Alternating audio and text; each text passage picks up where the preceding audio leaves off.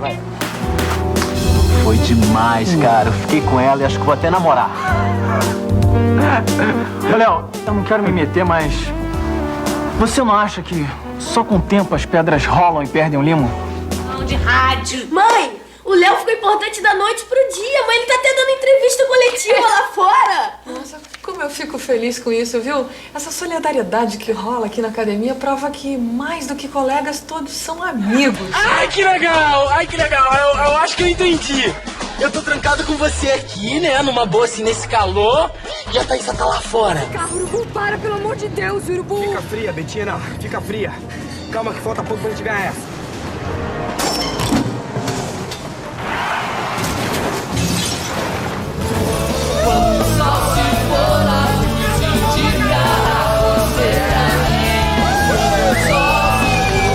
Sei que esse assunto é bastante difícil no começo, mas é muito importante prestar alguns esclarecimentos o quanto antes, que é pro caso de você estar realmente infectada. Bruno, eu cansei de ficar catando caquinho. Eu não sou sua peguete, eu não sou sua ficante, não sou sua namorada e muito menos sua amiga. Eu não sou nada pra você. Então você não é nada pra mim. Olá, pessoal. Eu sou Ana Luísa Santiago, colunista de TV do Globo, e esse é o videocast Novelão. Aqui a gente fala de produções marcantes da televisão e hoje o tema é Malhação. Eu estou recebendo aqui o autor da novela, o Emanuel Jacobina, Fernanda Vasconcelos, que fez a Betina na temporada de 2005, e André Marques, eterno mocotó, começou aí em 95 e fez várias temporadas da novela. Obrigada, pessoal, pela presença. Muito feliz de vocês estarem aqui. Queria começar por Jacobina, para saber como tudo começou realmente. A Globo, quando te convidou, o que ela falou, o que eles queriam, qual era a intenção com Malhação? Na verdade, assim, a Malhação surgiu numa oficina de formação de autores da Globo, né? Era uma oficina para a qual foi criado um edital público, né, que foi publicado no Globo, no Jornal do Brasil da época, na Folha de São Paulo, no Estado de São Paulo, e milhares de pessoas se inscreveram e eles selecionaram 14 pessoas. Entre essas pessoas estávamos eu e a Andréa Maltaroli, e a gente apresentou esse projeto já com o nome Malhação e já com a música do Lulu Santos. E, enfim, começou assim, né? Graças ao Talma, que abraçou o projeto, né? Deus o tenha. Grande Talma, grande Talma.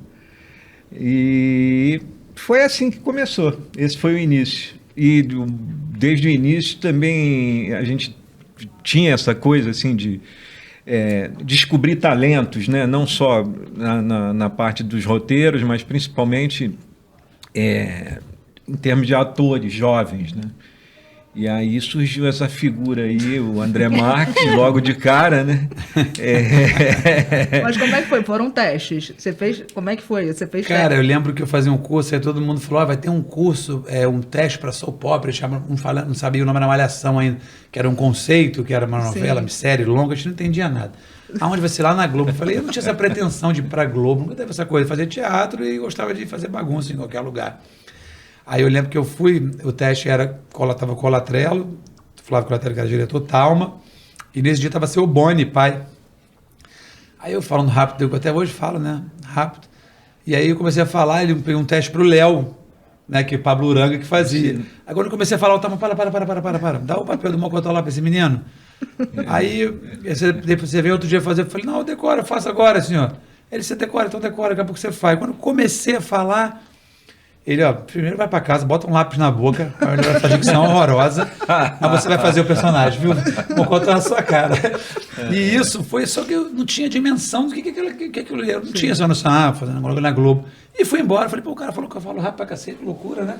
E aí eu fui com aquilo, falei, rapaz, que eu vou trabalhar na televisão, você acredita, menina? Eu não tava entendendo muito assim, não. E assim foi, e eles cuidaram de mim, eu virei, já era ator de teatro, mas ali, né, me vi tipo um menino, adolescente, e fiquei lá 5 anos. O André tinha uma capacidade que depois muita gente demonstrou ter, não com todo o brilho, o carisma dele, né? Mas ele poderia ter feito stand-up, por exemplo, entendeu? Ele poderia ter sido um comediante stand-up. Ele tinha verve, tinha as piadas, tinha o time. Ele botava no texto coisas que eu escrevi, ele botava, às vezes tinha uns textos que eu adorava, e colateral, mas não pira não, hein? Porque botava muito caco, o autor não gosta muito caco, só que tinha essa sintonia, porque eles estavam fazendo atores, né? Tipo, era eu, Bruno, todo mundo criança. A gente tinha a maestria de Dona Nair Belo, do John Herbert, mas a gente era molecada. Aí vinha um texto, escrevia assim, entre aspas, Mocotó improvisa aqui, vai em direção ao carro. Eu chamei meu carro de Mocotó móvel. Tipo uma coisa solta. Aí ele já vinha no texto, Mocotó móvel. Aí tinha um bordão deles, que era coisa de frutinha. Então, assim, éramos crianças que estavam ali trabalhando como atores, mas eu acho que talvez o sucesso veio disso. De a gente ser muito bem cuidado, protegido, de família, todo mundo estudava de manhã, chegava lá de tarde, todo mundo para gravar.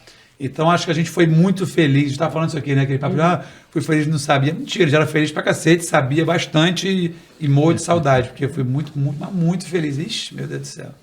E os temas, né, eram super densos, né? Eram coisas interessantes, no início da vida sexual, preconceitos, aborto.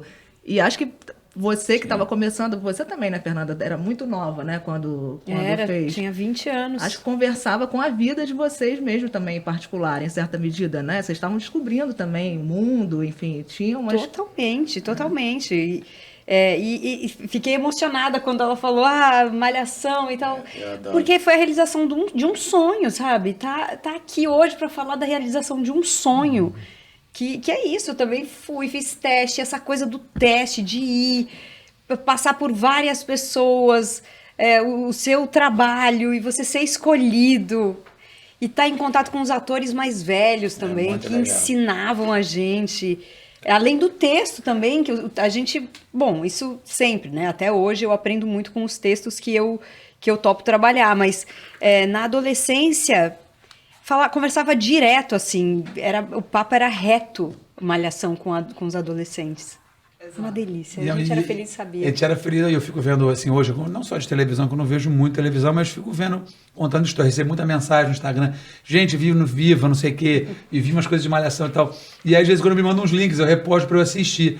Como esses malucos inteligentes e talentosos que escreviam essas coisas, estavam assim, tipo, 30 anos na frente. Exato. Coisas que eram debatidas, que deveriam ser debatidas hoje, que hoje não pode mais debater, talvez porque é preconceito, ou por isso e aquilo, que era para ser completamente ao contrário. Era para a gente estar ensinando coisas.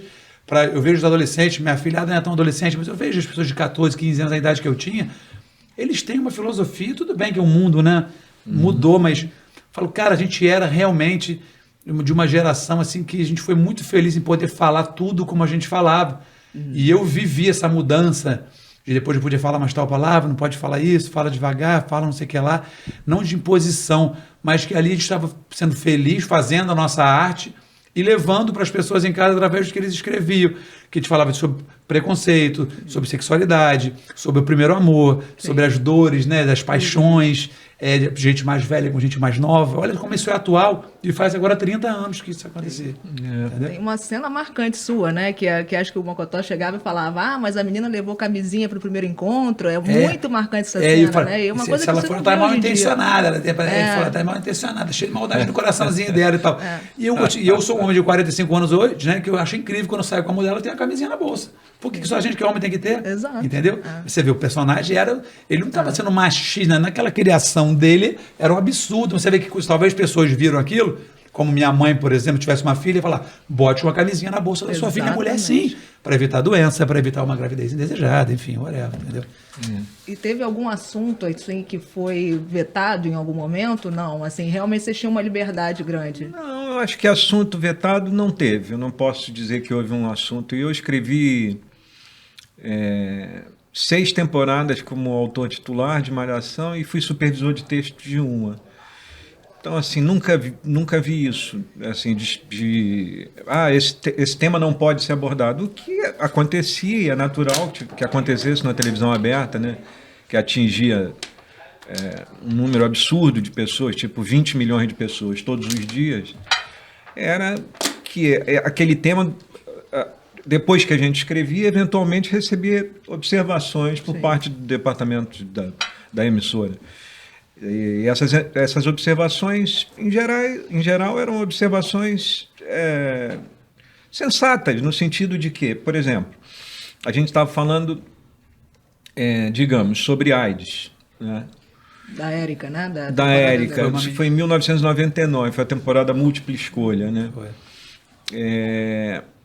Então, havia uma preocupação assim, não deixa as pessoas maltratarem demais a Érica por ela ter AIDS, entendeu? Não deixa as pessoas maltratarem demais, porque isso pode significar um mau exemplo para a sociedade, ainda que você vá reverter isso depois. Então, esse tipo de preocupação era comum que a gente negociasse com a direção da emissora para ficar mais correto mesmo o texto, né? Essa questão da Érica que você lembrou foi muito legal, que eu lembro. E aquilo, na época, pra gente, assim, eu sempre tive uma liberdade, né? A Fernanda conhece minha mãe, né? Sempre conversou muito em casa sobre sexo, né? Sobre se cuidar e tal. E aquilo, eu lembro quando ela falou, tinha muita gente da nossa idade ali que estava muito impressionado com aquilo. Mas olha que voz, que coisa interessante a gente falar de 99. Aquilo, ela contando uma história dela, de vida dela, e de um alerta para as pessoas estarem sempre se cuidando e tendo respeito pelo outro. Então, acho que assim, eu adoraria, se eu tivesse tido um filho nessa época, Malhação seria uma boa escola para os filhos entenderem de todos os assuntos. Sim. Que hoje a televisão acho que não tem mais muito isso, né? E não era também didático, era uma delícia de assistir. Era macio, era suave, que falava de maneira delicada. Entendeu? Agora, a temporada de 2005, né, que a Fernanda era protagonista, eu observava muito porque era comum a direção da emissora me pedir para ficar de olho em Malhação, né? Assim, tanto o Mário Lúcio quanto o Manuel Martins, Ricardo Wellington sempre me pediam para o Marcos Paulo. Estamos falando de um monte de gente que morreu. Nossa, já levamos um bocado aí. E assim, a temporada que ela fez foi curiosa, assim, porque um cuidado que a gente teve com Malhação na largada foi a de distanciar da linguagem da novela. Por mais que tivesse um melodrama ali e tudo, a gente tinha uma preocupação de escrever com a linguagem um pouco mais de seriado jovem do que de novela. E a temporada que ela fez veio depois da temporada de 2004, que foi a temporada da Vagabanda, que foi uma temporada que ficou muito famosa, né? Escrita pelo meu amigo Ricardo Hofstetter. E ela e a Joana Balaguer criaram uma situação que era uma situação muito típica de novela, sabe? Tinha assim um embate entre o bem e o mal colocado ali. E eu fiquei com muita inveja dessa temporada, porque eu falei, poxa, eles conseguiram novelizar sem perder a essência de Malhação. Eu achei aquilo muito bacana. Interessante. Maneiro. Que é difícil, né, acertar essas coisas assim, né? Betininha arrasava, né? Figurino usava uns blusinhos assim, Deus é mãe do céu.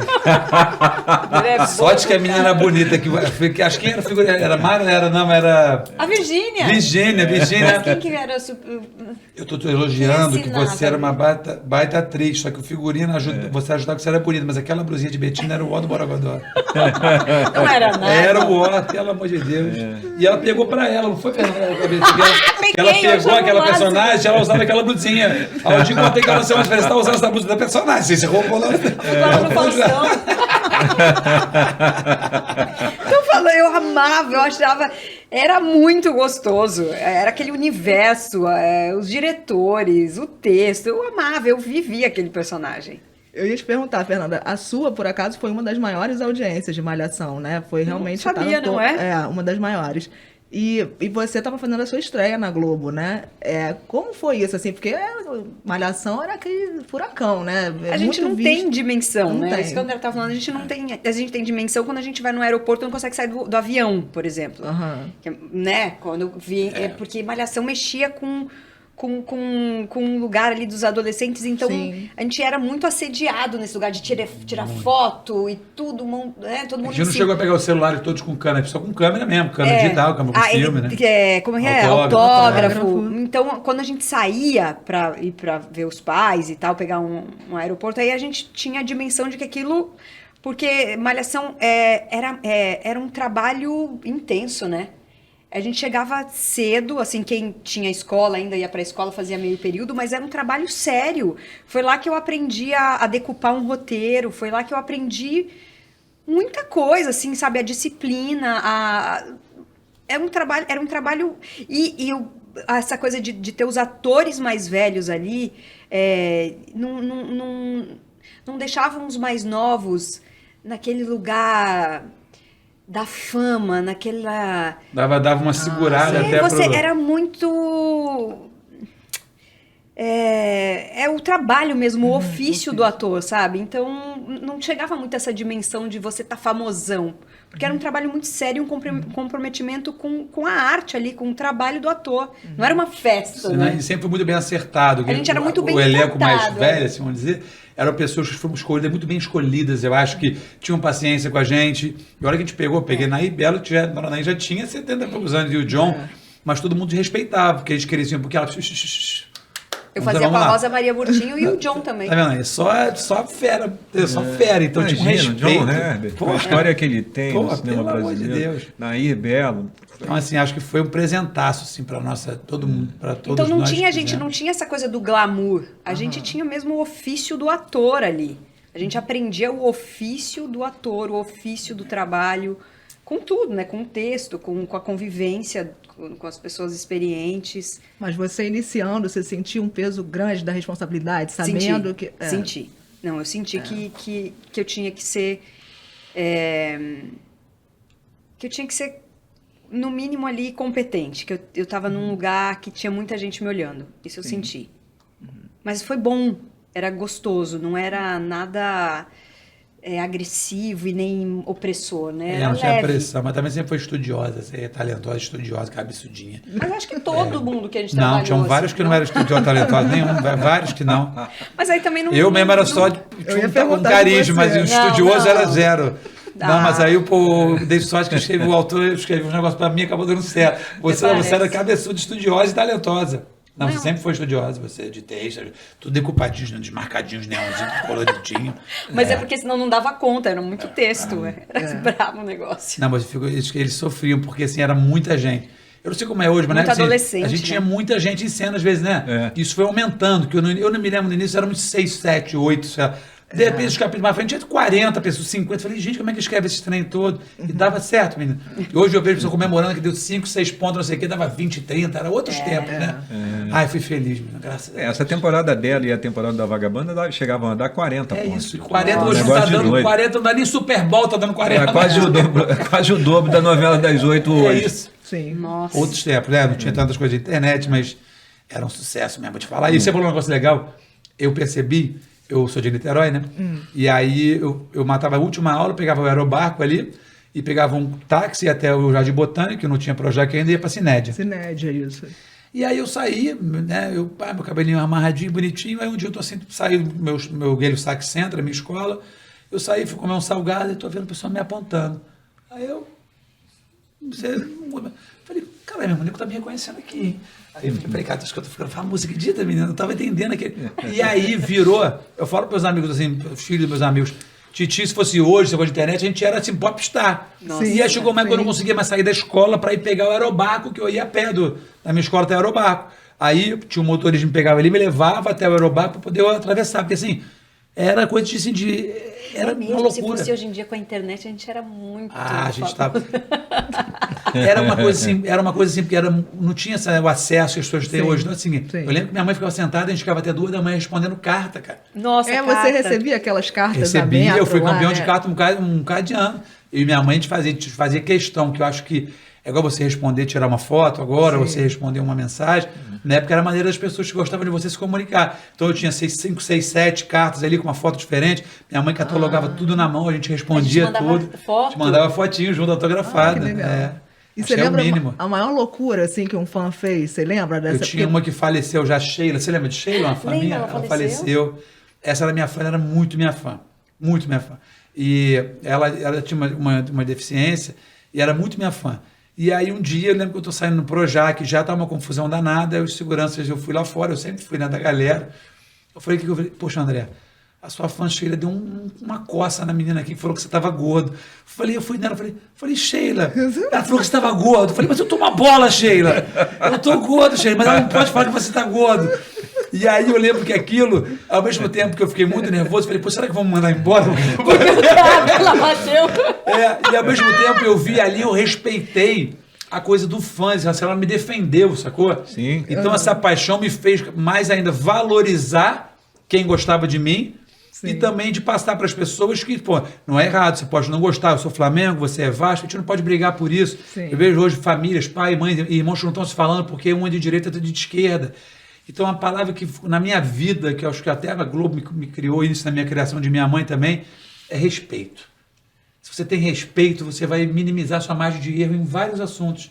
Boa. Entendeu? Então eu acho que no meu trabalho, graças aos profissionais que eu trabalhei, como o Manuel, o seu Mário Lúcio, o próprio Talma, né? Todo mundo, eles me fizeram assim, minha formação de homem, eles têm participação.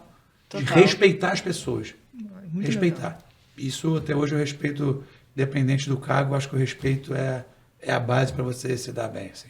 E ser feliz, né? Sim. E a Fernanda falou essa coisa da fama, né? Que os mais velhos davam aquela segurada. Com você também foi assim? Ou em algum momento você deu uma deslumbrada? Não, assim? eu dei. Porque imagina, a figura não ia se deslumbrar, pô. Porque eu era meio né? Eu era meio paquerador, entendeu? Aí teve uma época que eu fiquei muito saliente. Aí eu lembro que um dia me chamaram pra gravar, eu tava lá fora conversando com as fãs, paquerando, aí o Talma me chamou. Aí você tava onde? Eu estava lá fora, assim, ó. Everton na produção, lembra de bigode? Everton. Falecido também. Aí Everton chegou, ele estava lá fora, dando autógrafo, tirando foto. Aí o Talma falou assim, olha só, primeiro, você é muito talentoso, só que quando souber o seu nome, quando chamarem você de André Marques, aí você pode chegar atrasado, você pode ficar lá fora. Quando você é um personagem, amanhã você não é mais ninguém. Então você fica aqui dentro do suíte, né, onde corda, preste atenção para aprender, porque senão eu vou tirar você do programa. Eu falei, ok, senhor, perdão, senhor. Meu amor, eu morei dentro do suíte, nunca mais eu saí dali. E devo a ele porque realmente me deu uma freada. Eu aprendi coisas de corte que eu adoro, tive paixão por edição, que hoje eu edito minhas coisas. Então, assim, eu lembro que eles estavam começando a achar que eu estava saindo também muito, bebendo, festa e tal. Ele acumulou com minha mãe, seu Mário Lúcio, Talma e minha mãe, dizendo que ficaram sabendo que eu estava na festa, chegando de madrugada, e que eu fui virado fazer a gravação. Sim. Só que eu não fui, não, era mentira, mas assim... Eles estão falando, eu comecei a acreditar que eu fui, né? Porque os chefes estão falando, resumindo. Ele combinou com minha mãe que tinha uma pessoa vigiando eu, Bruno, Cláudio Heinz, todo mundo, que a gente tem que ser comportado assim, a gente ser mandado embora. Meu amor, eu fiquei com um canário na muda, cantando aqui no dedo, bonitinho, fiquei 2 anos no sapatinho, ou seja, eles estavam cuidando da gente, estavam cuidando da gente, artista e homem, criança, adolescente, né? Sim. Tinha 16. Então, assim, eu lembro dessas coisas todas, das broncas, que me fizeram bem, como eu tomei bronca velho, de Boninho, várias também, que eu acho que tá dando bronca porque gosta de você. Porque se não gostar de você, vai não estar nem aí pra tu, entendeu? Nossa, acho que a gente já teve essa conversa. Eu falar, o Mário Márcio Bandarra brigou comigo. Você falar, se ele falou com você é porque ele gosta de você. Porque tinha gente, tinha mais 1000. E tem gente melhor que a gente, o rolo compressor vem grande, tem muita gente mais talentosa que a gente.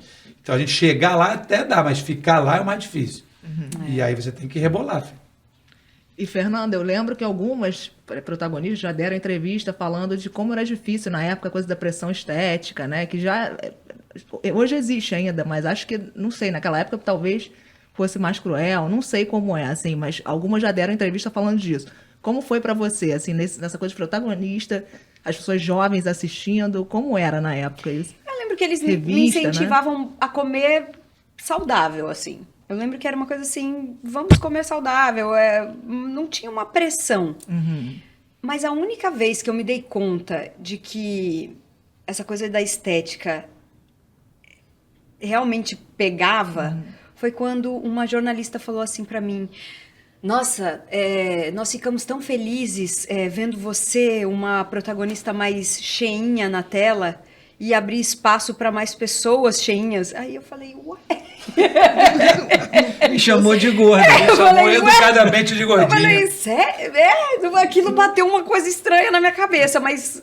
Falei, ninguém nunca me falou que eu era cheinha, eu me achava normal e não sabia que eu tava abrindo espaço para pessoas mais cheinhas. Que papo era aquele, sabe? Foi a primeira vez que eu pensei, que papo é esse? Mas nunca me pediram uma dieta assim, tipo, você precisa emagrecer. Eles pediam... Filho, 3 pau, olha pra esse 3x4, né, filha? Naquela época, você não te deu. Não, você é gente doida. A gente nunca foi gordinha, nada. A gente doida. Eu já tinha escutado um colega de trabalho, foi bem desagradável uma vez, mas quando eu fazia uma novela de época, falou, nossa, você tá com aqueles figurinos de época, né? Não tá legal. E aí eu lembro de ficar triste e chegar pra conversar com a Marília Carneiro, lembra da Marília? Com a figurinista e falar, Marília, e já era um homem mais velho, assim, na época, devia ter uns 50 e poucos anos. Famoso. E aí ela comprou minha briga. Ela falou, que falar absurdo, o nome, tava quase lá, né? Tava quase só Aí não vou falar. Mas aí ela comprou minha briga. Ela falou, não, isso é um absurdo. Eu sempre me senti protegida. É engraçado, eu nunca me senti pressionada, não. Acho que eu tive sorte.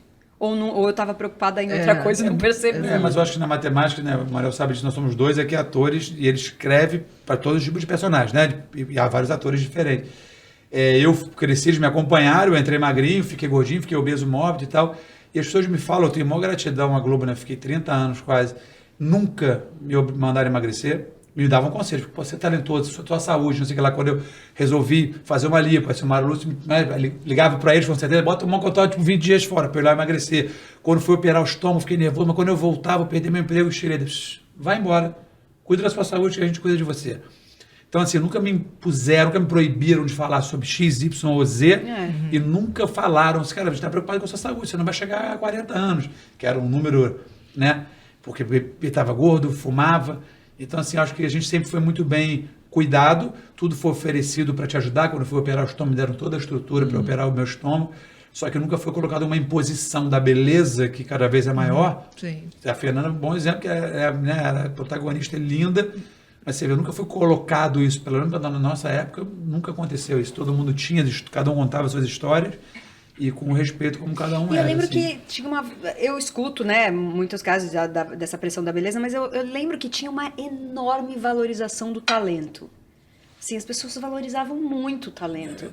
Um bom texto, uma boa cena. Eu lembro de ser elogiada e acarinhada quando eu fazia alguma coisa assim em relação ao talento, né? Ou então, isso, o texto.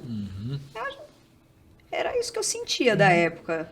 Porque esse ambiente de gravação, especialmente em estúdio, né? Não só, né? Mas no estúdio você tem uma equipe grande concentrada em torno de você, ator ou atriz, realizando, né, aquela dramaturgia. E é meio mágico, né? Você está num ambiente de muito respeito, de muita... Ali a Lavagem de Ondina tem isso ali, que é a coisa lúdica de estar ali vivendo aquilo ali.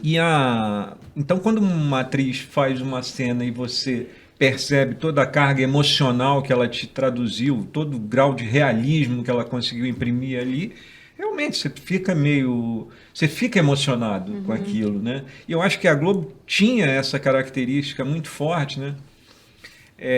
De valorizar muito as pessoas que eram capazes de oferecer essa emoção, né? De dar essa emoção para nós e para o público. Eu lembro também que eles tinham um cuidado muito grande comigo, eu via com todo mundo, que era de você respeitar a sua imagem.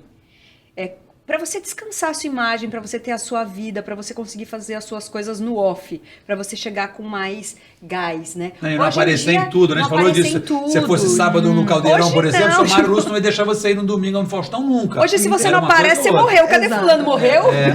Você tem que estar sempre aparecendo. E aí você não tem o tempo do estudo, não tem o tempo do respiro, não tem o tempo da saudade, sei lá. Ai, tô falando mal dessa geração. Não, a gente tá falando mal, a gente tá contando a história de como foi a nossa e hoje as coisas são diferentes e tal, e tá tudo certo. E achava aquilo tão importante, essa coisa de você preservar a sua imagem, descansar a imagem mesmo, para ninguém cansar de você e você também não ficar cansado daquilo. Isso em Malhação era muito bem administrado. Você parar para pensar que foram 25 anos de dramaturgia diária, né, de segunda a sexta, todo dia, durante 25 anos. Talvez teve um pequeno período em que isso não aconteceu, ao longo desses 25 anos. A chance disso desgastar as pessoas envolvidas, aquele tipo de narrativa, um programa que se mantém durante 25 anos, imagina isso, uma série que se mantém durante 25 anos. Eu lembro que eu entrei, eu tinha acabado de fazer 15. Eu fiz 45 agora. Tem um tempinho, viu, menina? E era muito legal, cara. Eu tinha saudade do ambiente, do trabalho, da zoeira. Eu ia Lá perguntar da Pô, era estrutura, né? Da área demais, Cined. a Onde que Cined. era A exatamente? Cined hoje é um condomínio de casa. Eu passei lá em frente do dia, me deu mó bad trip, me deu mó nostalgia. Era um estúdio antigo ali, né? Depois a gente foi pra Taiko, né? A gente fazia coisa na Taiko. Sim. Quando o seu Edson Pimentel estava construindo lá o Projac. E a gente ficava ali, tinha quadra de futebol pequenininha, tinha ping-pong, todo mundo ficava ali junto, muita gente era menor de idade, eu era o único menor de Niterói que morava meio longe, era eu, assim. Eu era o último a ser levado em casa. E aí eu acho que eu vivi na Malhação 5 anos muito mais dentro da empresa do que na minha casa. Eu chegava em casa 1 da manhã, eu tinha que contar a história pra mãe, né? Que fala pra cacete que nem eu. Eu terminava de contar pra mãe 3 horas e acordava 5 pra ir pra escola. Fiquei vivo de sorte. Mas era feliz, porque assim, a gente falou assim, comecei a ver que eu trabalhava mesmo, eu era ator. Eu falei, cara, se eu fizesse isso aqui, eu vou ser um bom ator. Eu vou aprender. E, eu vou talvez viver disso aqui. Porque a gente não se preocupava com a grana, né? Não tinha essa coisa da grana. E a gente era cobrado, tinha a bronca, a cobrança, faz isso, faz aquilo. Então, assim, eram crianças trabalhando e com a empresa respeitando a gente, porque todo mundo que estudava ainda, tinha que ir para a escola. Eu lembro que Bruno Deluca era o último a chegar, porque ele estudava, a escola dele terminava 2 da tarde, e a minha era em Niterói, eu mandava o Miguel e matava a última aula, para poder chegar cedo, que eu queria almoçar na Cined. Eu gostava da comidinha do português lá, faleceu também. Malhação formou muitos atores. Poxa, muita gente. Nossa, assim. Eu ia te perguntar se tem um momento, assim, da sua trama que você lembra que foi muito marcante, que te exigiu muito, assim. Você lembra de uma cena, assim, que foi muito difícil de fazer? A primeira, não me esqueço da primeira cena, andando de bicicleta. Eu falei, meu Deus, será que eu vou dar conta disso? Será que eu sei fazer? E a última, que foi me despedir. São cenas que eu lembro, assim, até hoje,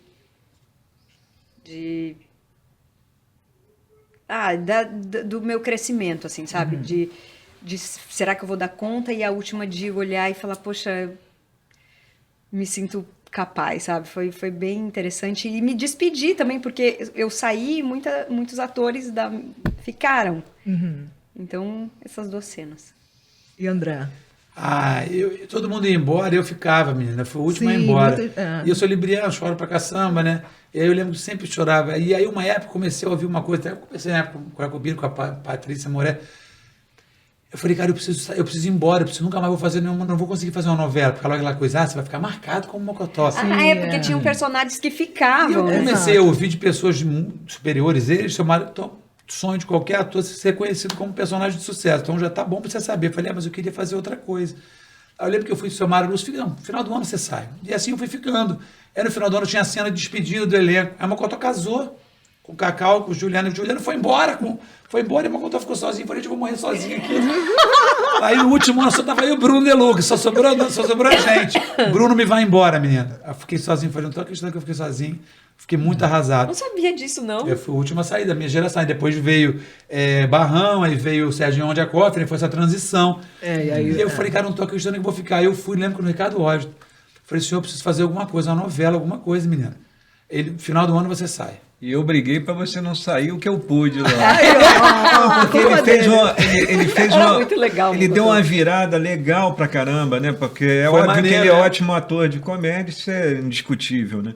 Mas ele fez, na última temporada que ele teve em Malhação, ele fez com a Natália Lage, minha irmã, foi uma relação muito carregada no emocional. Ela vinha do interior, era meio ingênua, ele se sentia meio pai dela, meio responsável. E pra mim foi um baita desafio, que me tirou da zona de conforto, que eu só falava coisa engraçadinha, eu tinha que falar sério, cuidar dela, que o Galinho Garnizé, espora miúda, Daniel, que tava ficando com ela, eu lembro de um cara que eu chamava o namorado dela, E aí, aquilo foi difícil pra mim, eu ficava nervoso, gente, mas eu tô fazendo bem, sério? Só que é o que você falou, né? É uma época que os câmeras torciam por você, te olhavam, chega pra cá, Maurício Veneno, Claudio Sapati, chega pra lá, pra esquerdinha, pra cá. A gente era muito bem cuidado. Eu acho que isso, uma das respostas disso era o sucesso que era. Que já vinha de lá, escrevia com carinho, tinha com a falinha, o autor, não, fica quieto, faz de novo, né? Pô, irmão, a gente era muito bem cuidado. Essa época da Natália Lage, eu fiquei muito nervoso. Natália é da minha área de Niterói, que é uma baita atriz, né? Sim. E a Natália ainda tá ótimo. Eu não me sentia confortável, olha que boa lembrança que ele teve. E eu acabei fazendo, no final eu me assisti, eu comecei a achar legal. Falei, pô, tô um homenzinho, né? Mocotó virou tipo um adultinho, sacou? Exatamente É, isso, foi uma né? transição. Foi uma passagem mesmo. Foi. E aí não fui embora, virei empresário, abri um bar, aí fui ficando. E como é que surgiu o Mocotó, Manuel? Porque é isso, é um personagem muito, né, marcante esse nome. Como é que foi? Quando você lançou, você tinha o projeto pronto, você já tinha pensado nele já? Foi um... A ideia em torno do personagem, né, era assim, alguém que não tem firmeza, por isso Mocotó, né? Assim, não tem firmeza. Alexandre Ferreira. Ele vai... Um adolescente engraçado, né? Nesse sentido de... Ele vai tateando para ver o que sobra para ele ali, né? Tanto do ponto de vista de namoro, quanto do ponto de vista de oportunidade de passar a perna em alguém, né? A ideia era sempre essa, um pouco assim, de um malandro e de uma pessoa meio gelatinosa do ponto de vista dos seus valores, o que estava ok, porque era garoto, né? O personagem era garoto, né? E aí, esse cara casou muito com o personagem, né? E era meio assim mesmo, porque às vezes ele, eu não vou usar a palavra vilão, mas ele fazia umas paradas meio assim, hoje que seriam consideradas preconceito. Tipo, ele se apaixonou por uma Juliana Knust fazia, que ela era meio gordinha, e ele chamou ela de baleia, uma coisa assim, né? E depois se apaixonou por ela, voltou magrinha do spa e ele sofreu de amores por ela. Só que até o jeito dele meio brincalhão, pra época passava, que ele não era uma pessoa ruim, até as coisas que ele de malandragem dele, e ele sofria. Porque no final ele não pegava ninguém, aí ele arrumou um beijinho, ele depois a mulher fazia mal pra ele pagou as coisas dele lá também, entendeu?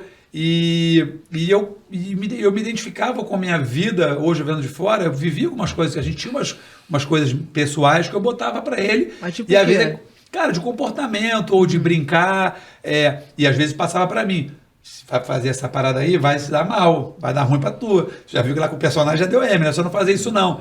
A gente se misturava algumas coisas pro meu jeito de ser, assim.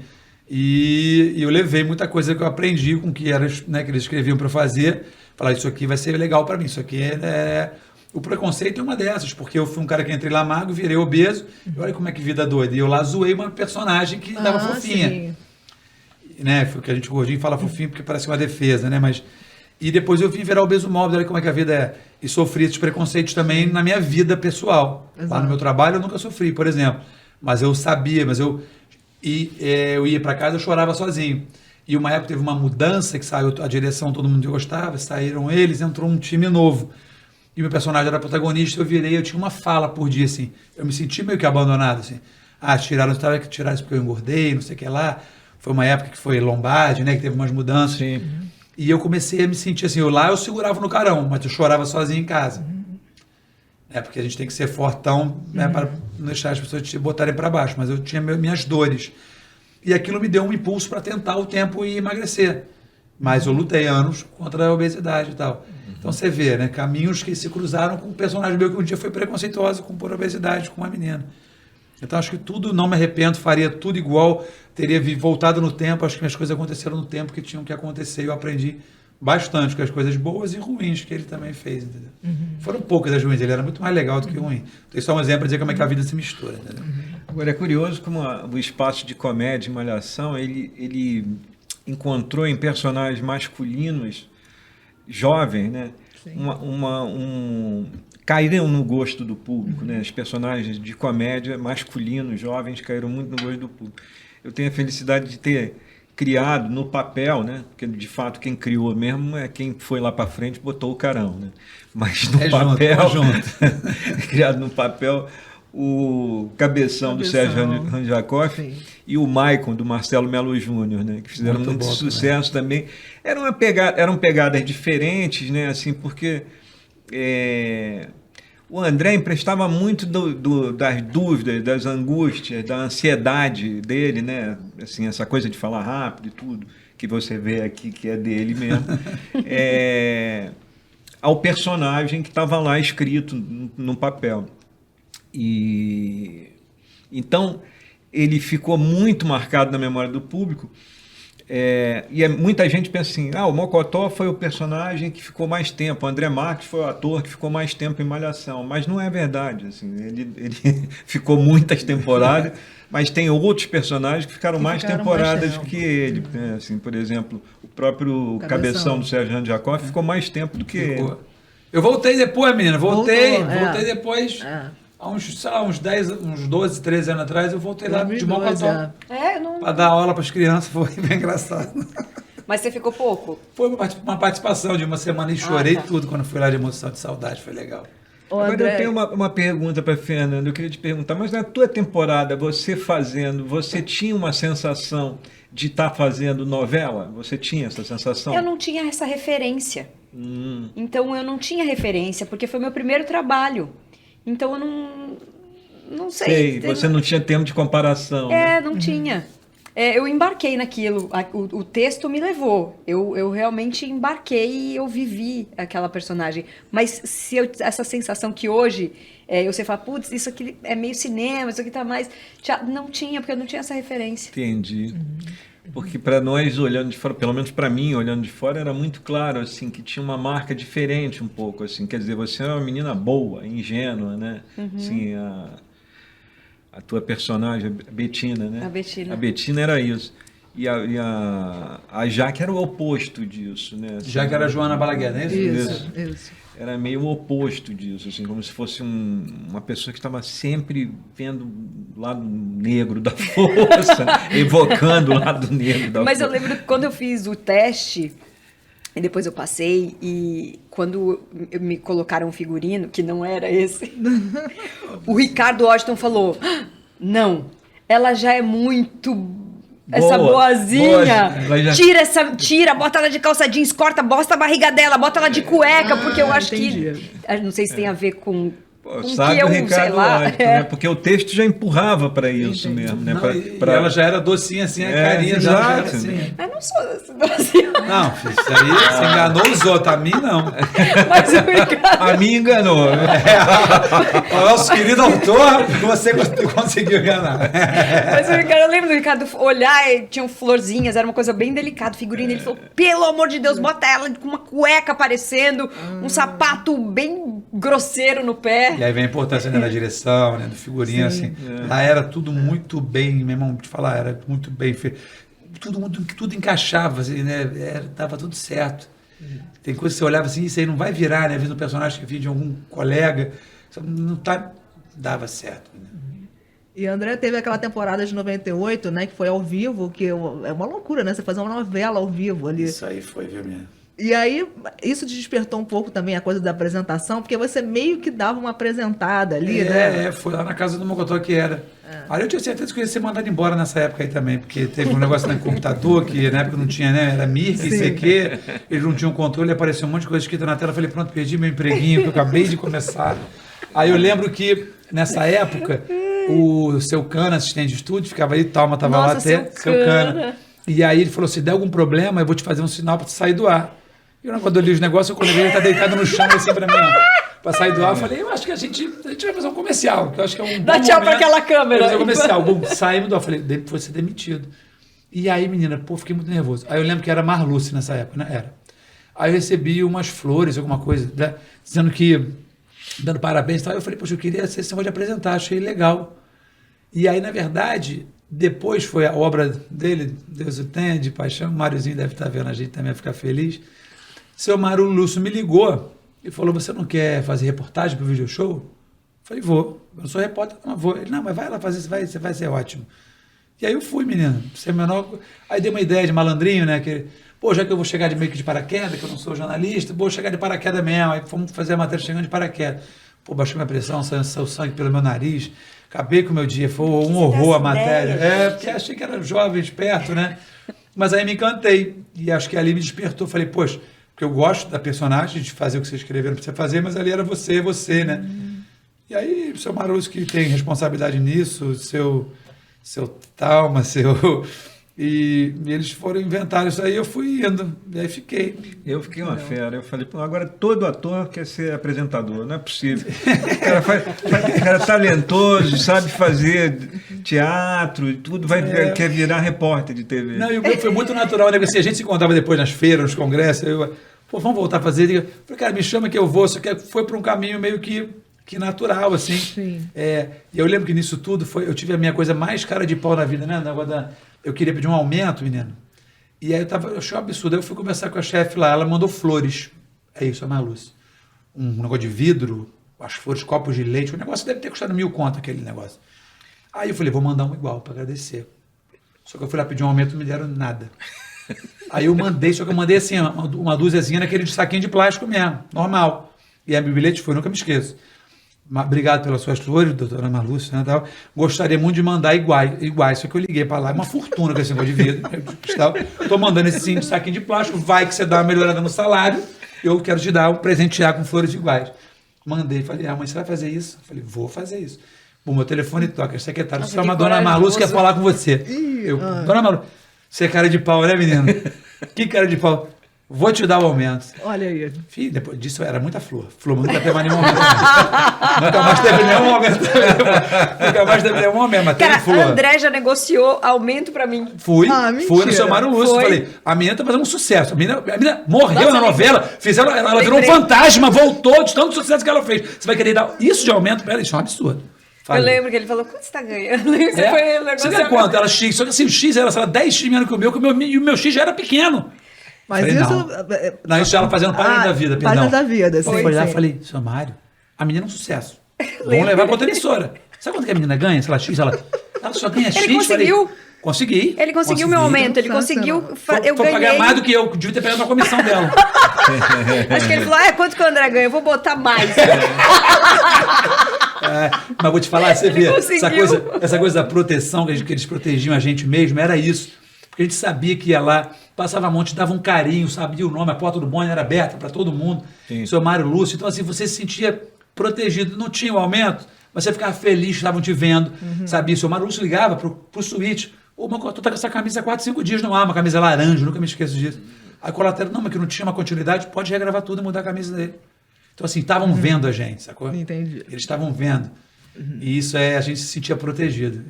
Não, mudou a minha vida. Foi um trabalho também. Que mudou a minha vida, a vida da minha família. Tenho uma gratidão. Mudou. Eu sou muito grata a essa oportunidade, porque mudou a realidade da minha família toda. E era uma coisa. Era um trabalho atrás de outra revista, era um trabalho sério, assim, que eles tinham. Era como se fosse um plano de carreira. Não era assim, vou aproveitar e morder essa pessoa que está em evidência. Não. Olhavam para você como um todo, né? Cuidava mesmo. Com a ideia de lançar na frente numa novela. Que foi o caminho que Fernanda foi assim mesmo. E Fernanda trabalhava muito, eu lembro que ela comprou o primeiro apartamento, não foi? Bem no início trabalhando, assim, sempre ajudou a família do COI. Ela morava em São Paulo, ela vinha pra cá, essa menina é o catiço, filho. Essa menina, ela tinha, eu lembro que eu disse, olha, você é uma protagonista com esse Astra vinho, tá horrível. Ela tinha um Astra vinho, brother. Não, meu pai me emprestou, eu não tinha. Ficou de velho, hoje eu adoro vinho. Não, hoje, mas aí meu pai, eu não tinha. 20 anos, aí meu pai pode. falou, leva meu carro pra você ter um carro lá, porque... O som falhado, eu botei caixa de som, eu botei, subiu, eu fiz um sonsaço do carro. Falei, você, menina, protagonista não pode ter um Astra vinho com um som que não funciona. Fernanda, deixa eu te explicar, no Rio de Janeiro você tem que ter um carro blindado. Aí foi piorando a situação. E aí eu falei, não, você não pode. Não. Foi quando eu fui pedir aumento pra ela. Falei, menina, tá de Astra vinho, com placa de São Paulo, pô, vai dar tudo errado. Ela só tem o rádio, tem o celular pra falar com a mãe dela. Aí melhorou aqui teu som, graças a Deus. Mas vocês se conheceram aí, Malhação? Não, as temporadas não. Eu entrevistava, no video show, eu entrevistava todo mundo depois. E aí começou essa temporada que era um baita sucesso, aí eu sempre entrevistava ela e entrevistava a inimiga dela, a Joana Ju. E aí elas eram lindas, eu ficava paquerando elas, eu fiquei um amigo. E namoraram, inclusive. Namoramos, inclusive. E ele me ajudou, a meu salário. Ela eu não tinha passaporte, ela. Você vai começar agora casa de família. Falei, vamos pra Disney. Ela nunca fui na Disney. Falei, então vamos. Aí vamos marcar a viagem, vamos pro seu passaporte. Não tem. Ela não tem um passaporte. Eu morava lá no subúrbio de São Paulo. Passaporte, não tava nem no meu maior sonho. Tem que ter um passaporte. Isso é doido, porque eu escrevi uma temporada de Malhação que teve 40 capítulos, né? 40 capítulos, não, perdão. Foram mais de 40 cenas gravadas lá em Orlando, na Universal, né? Num acordo que foi feito assim, meio em cima da hora, assim, sabe? Assim, então, se você tivesse nessa temporada, você ia ter criado um problema enorme, não tendo esse passaporte. Mas foi a Globo que me ajudou a tirar meu passaporte. Sim. A Globo que me ajudou. Eu falei, lógico, tem que ter, gente. Não, mas a Fernanda sempre foi realmente muito a gente foi na direção, acho que eles me ajudaram. Ela sempre foi. Ainda deu sorte, que Deus é bom, filho. Arrumou um marido incrível, lindo, gato, gente boa para aguentar realmente essa menina. Olha só, que papo é esse? Não, Cassião é uma intimidade, deu intimidade, você não pode. E tem um filho, você já viu fotinho dele? Eu nunca vi pessoalmente, mas já vi foto. O filho é bonito ainda, graças a Deus. Show pai também, graças a Deus. Mas eu acho que é isso, né? A gente fazia teste nessa época e eles descobriam me colocando nos talentos, mas muita gente talentosa. Bastante. Tipo, você, todo mundo, André. Eu dei sorte que eu peguei esse rapaz aí num dia bom mesmo. Eu não sei como funciona hoje, eu tô muito por fora, mas eu acho que não sei se são testes, são ainda, né? Sim. Mas não estão se dedicando muito, não. Tem muita gente ruim falando aí nas coisas que eu já vi, viu? Não estão se dedicando muito, não. Tem que pesquisar mais, tá? No teatro, assim. Os produtores de elenco vão te amar, André, depois dessa frase aí. Vão mesmo. Não, sabe por quê? Porque produtores não, diretores. Mas vou te falar, eu lembro que era sofrido, não era? Cansei de fazer teste ali na Lopes China, lá tinha 500 pessoas lá para poder passar 2, 3, era sofrido. Era sofrido. Sim. Não tinha muito negócio dos amigos nessa época, não, filho. Não tinha. Não tinha, não. Eu nunca conheci ninguém. Eu cansei de ver esse pai de amigos, mas tá fora. E o André já falou um pouquinho disso, de ficar marcado pelo personagem, né? Em alguns momentos, a Malhação foi tratada meio pejorativamente, né? Ah, novelinha, né? Só para iniciante, assim. Vocês ficavam com medo, assim, de estar essa coisa, eu sou... Sabe, essa imagem que as pessoas tinham, que você não era, sei lá, talentoso, você estava ali começando. Tinha um ar, assim, às vezes, né? As pessoas usavam essa expressão, novelinha. Novelinha. Né? Não, eu sempre tive muito orgulho. Muito orgulho. Até agora, assim, chegando aqui, vocês do meu lado, eu falo, meu Deus, eu realizei um grande sonho da minha vida e batalhando, assim, fazendo teste. Sim. Sempre tive muito orgulho. Muito, muito, muito. Mas eu tenho uma grande amiga que é doutora em letras, né, pela PUC, e ela me disse o seguinte, que ela tem primos mais velhos, né, no Nordeste, e quando ela tinha 15, 16 anos, né, ela fazia teatro no tablado, e esses primos sabiam disso. Então, quando eles vinham no Rio, eles ficavam mexendo com ela. Vai ser atriz de Malhação, vai ser atriz de Malhação. E ela ficava revoltada, achando que aquilo poderia ser algo menor, assim como você está dizendo. Sim, tinha isso, sim. Mas isso era muito ligado a isso que a Fernanda Vasconcelos definiu muito bem, que já é um processo de glamourização da carreira, no qual a pessoa não está mais prestando atenção exatamente na dramaturgia, na competência dela, no talento, no que ela pode crescer ou não. Ela está prestando atenção em como as pessoas estão me vendo. Eu estou sendo vista assim ou estou sendo vista assado? Eu estou sendo vista como uma pessoa cult ou eu estou sendo vista como alguém brega? E muitas vezes esse tipo de percepção, né, leva você para um lugar arrogante, né? Para um lugar, como diz o André... Deselegante, exatamente. Leva você para um lugar deselegante e te tira o foco do que a gente faz, que é contar histórias, entende?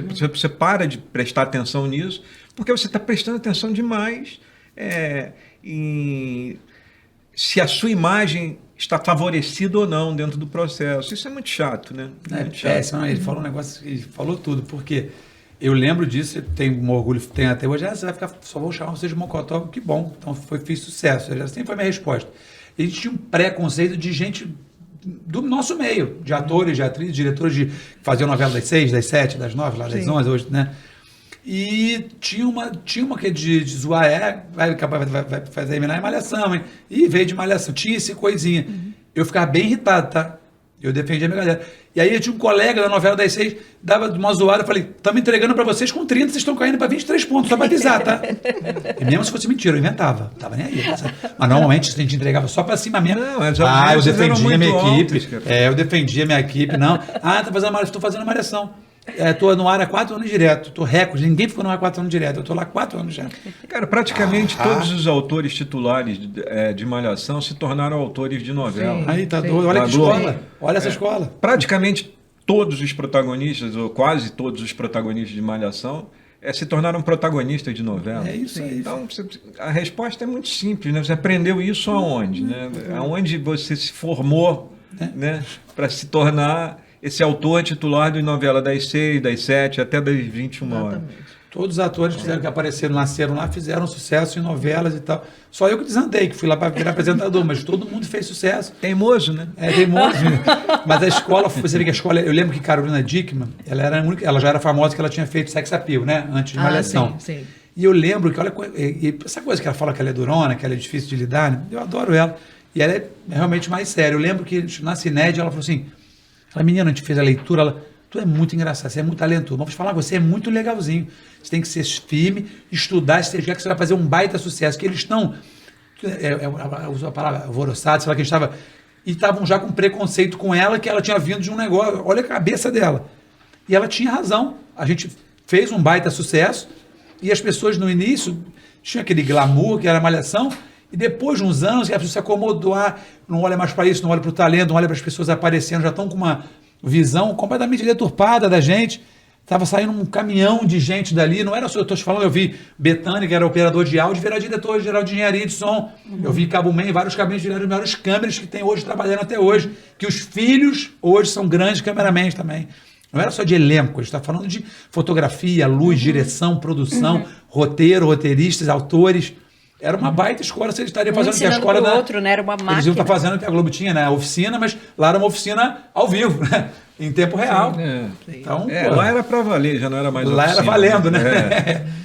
E era um valendo que a gente arrebentou, filho. E para terminar, gente, Jacobina, qual é a malhação que você acha que é a grande malhação, a temporada de todos os tempos, tendo você escrito ou não, às vezes, né? Tem alguma. Qual que você acha que foi a. Eu vou fazer que nem o Romário, né? Rivaldo ou você? Eu. Rodaldo Fenômeno ou você? Eu. Aí ele Messi, empate. É muito positivo. Não, eu vou falar uma que eu escrevi como autor principal, e vou falar uma... e olha que isso é difícil de dizer, tá? Porque eu julgo que eu escrevi várias temporadas bem legais de Malhação, mas eu vou escolher uma assim. E vou escolher uma que não fui eu que escrevi. Eu acho que a temporada que eu escrevi mais relevante, mais importante, assim, foi a temporada em que eu criei o colégio, Múltipla Escolha, porque eu tive que ter uma coragem danada para fazer isso, que foi tirar a Malhação de dentro da academia, né? Assim, tirar a Malhação de dentro da academia foi um movimento que me exigiu até abnegação, porque eu tinha criado essa ideia de uma academia, né? Mas eu achava que já estava desgastado mesmo. Então, para mim, a Malhação mais importante que eu escrevi foi a de 1999-2000, que foi Malhação Múltipla Escolha. E acho que a Malhação, historicamente, mais importante, né? Aquela que o público tem mais carinho, né? Embora eu goste demais da Malhação de 2005, porque eu acho que ela inovou também, teve uma atitude de coragem ali, da Isabel Oliveira e da Paula Amaral, junto com uma equipe maravilhosa que elas tinham lá, ao contrário, conseguiram novelizar um pouco Malhação sem perder a linguagem de seriado. Achei aquilo bem bacana, mas eu não acho acho que não tem como não dizer que a Malhação mais importante foi a Malhação da Vagabanda de 2004, que foi imediatamente anterior à da Fernanda. Essa foi sucesso mesmo. Para mim são essas duas aí. Ótimo. Gente, muito, muito obrrigada pela presença de vocês. Adorei, foi um papo ótimo. Eu que agradeço. Obrigado, Ana. Foi um prazer estar aqui. A gente se encontra depois no próximo episódio. Muito bom. Yeah!